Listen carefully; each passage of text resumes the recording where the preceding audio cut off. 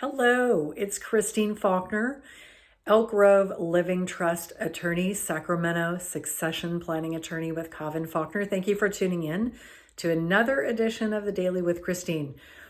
Stay tuned today because we're going to be talking to you about how do you equalize those loan payments or promises from your kids to repay you for loans that you've made. So stay tuned because we're going to talk about 3 different options that come to mind about how you can address that in estate planning. So have you ever worried that your kids won't feel that you have treated them fairly?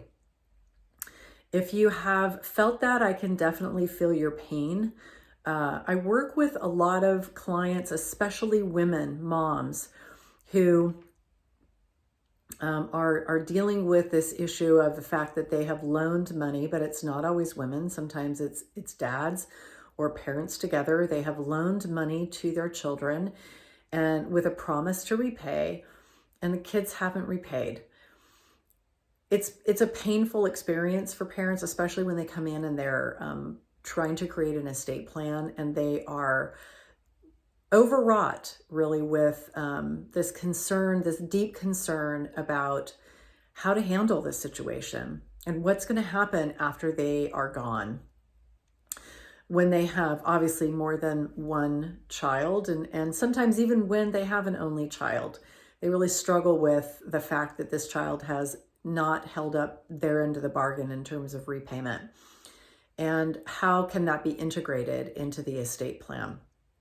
For parents who have more than one child, it's usually a huge issue of concern, meaning, it's keeping them up at night.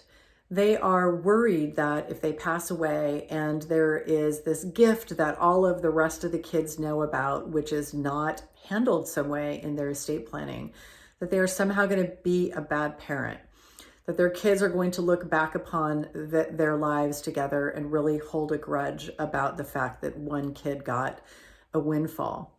And so if you are in this situation, definitely we can help you. We can help talk through your options, and there may be more than the 3 that we're going to talk about today. So option number 1, which sometimes works, is doing nothing, talking through the options, talking through the emotional issues that are involved in confronting, I guess, for lack of a better word, confronting your child about the money that they owe you. And that can be deeply uncomfortable for parents, deeply uncomfortable for women, especially. And so you have to weigh the pros of stepping up to hold your child accountable and insisting that they repay you according to the original terms or getting back on track with repayments. Or if you just can't fathom having that conversation, it's too painful for you, it's too scary for you, then maybe the best choice would be to just forgive that debt. It's a lot easier to do with one child as opposed to having multiple children, because many times your other kids know, not always, but your other kids know that you've made this gift or what may turn into be a gift to one child and not the others. And it's that knowledge that your other children may feel cheated or that they were not treated equally or fairly that is so bothersome and worrisome about your reputation with your own family, with your own children. And also, of course, doing the right thing, which is different for every family, and the family circumstances are different for everybody. There may be much more deeper wounds that are at play here besides just not repaying a debt. So I get the fact that it can be very, very personal. So after weighing the options, your first choice is to say, maybe I'm just going to let it slide and it will end up being a gift. I'm not going to do anything about it. Another option is to bite the bullet, to have that discussion with your child and create some kind of affirmative memorialization of the obligation, like a promissory note. It can be difficult for parents, especially as they get older. And again, taking into account the dynamics in the family, which have likely been going on for years and years, to hold your children accountable, have that difficult conversation with them and create a promissory note. Have them sign that promissory note and get on a schedule to repay. When you're working with an estate planning attorney, you can incorporate all of that into your planning. So you can actually incorporate those documents by reference into your trust or your will and make it a part of the planning. So it's very concrete and legal all the way around. And you can also, of course, include that in the planning documents themselves as an exhibit so that the note is actually memorialized and can be seen by those people who come after, your executor or your trustee. They know that the note exists and that the obligation exists, because a debt is actually an asset of the individual. And so it's an asset of the trust if there is a debt. So that's another way, if you're willing to take the bull by the horns, really address this issue about repayment and memorialize it. Once again, it can be scary and difficult. And talking about the pros and cons of how you wish to approach this with an attorney can be really useful, because you can fully understand the ramifications of the choices that you have before you actually decide. And that can feel really comforting to know that you do have choices before you affirmatively step forward to decide what you're going to do. And of course, working with an estate planning attorney, they can help you create the note. They can help you create all of the legal documentation regarding that debt so that it could be properly documented as part of your plan.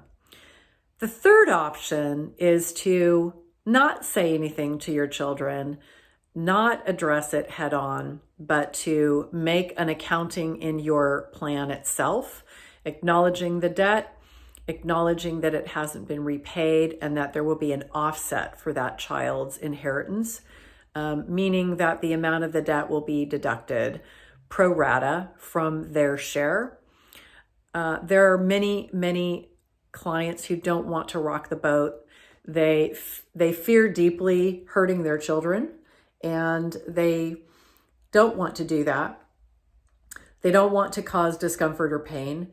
And so this is also an option for those people who are just not comfortable with creating any kind of physical evidence of the debt, yet addressing it in a way that makes it fair for all of the children concerned.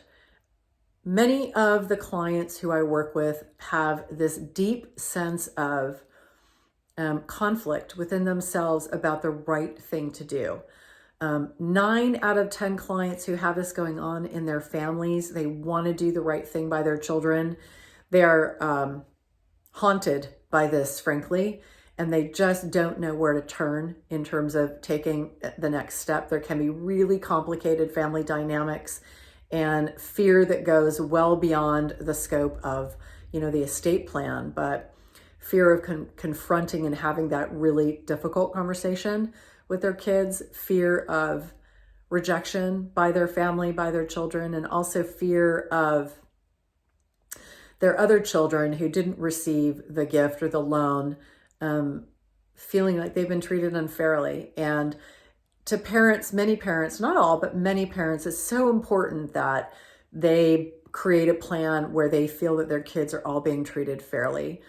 And doing so can be really difficult sometimes when they have a situation that they've made a loan that was originally meant to be a loan. They've not been able to address this with their children as time went by. And so it gets harder and harder as the years go by to address this and rectify it. And so one of the great things about working with an estate planning attorney is they can counsel you through this. I mean, believe it or not, lawyers are actually counselors at law too. And there's a reason that they're called counselors, because they're really kind of fleshing out all of the nitty-gritty details that clients may not think about on their own without really talking it out deeply. And for the folks that I've worked with who have handled this, it is a really gut-wrenching thing to watch and participate in, because my clients are really in pain. And the idea here is, let's talk it out. Let's figure out all of the ways that we can get you out of this pain and onto an affirmative path to solve this problem in a way that's satisfactory to you, and will hopefully have the kind of satisfactory outcome you're looking for in your family, which is, of course, family harmony. That is always the end goal, is family harmony. So if you are in this situation and you really don't know what to do, we can help. We can help you with this. Give us a call, reach out, check out our website, go to our website, send us an email, let us know how we can help you. We know that it's a difficult situation. We specialize in this, and we're happy to help you.